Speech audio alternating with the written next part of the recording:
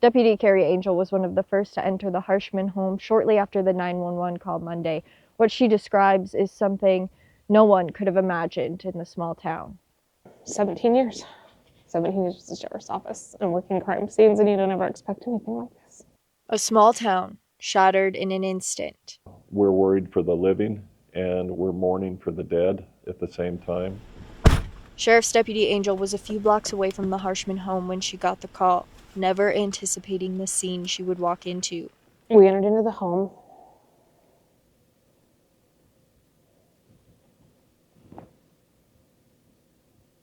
Clearing the home, I went back to the one little girl who was actually still alive and administered first aid to her.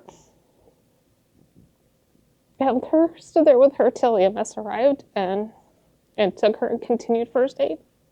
5 total people with gunshot wounds, 4 of them young girls, all under 10 years old. This could have been any town USA.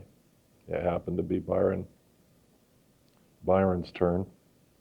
Unfortunately, this could have been any family. 32-year-old Tranielle Harshman shot her 4 daughters before turning the gun to herself. I would encourage people to be very careful before they label this situation, as horrible as it is and as tragic as it is. And as the community comes to grips with the loss and many questions still remain, Bighorn County Sheriff Kenneth Blackburn urges compassion. We don't know the states of mind and what all goes into this. I think it's important we look at mental health and a lot of the other circumstances. I think it's more important at this time to unite as communities throughout Montana and Wyoming. The first responders on scene also working through what they witnessed. We've all been there for each other. Talked about it, cried together.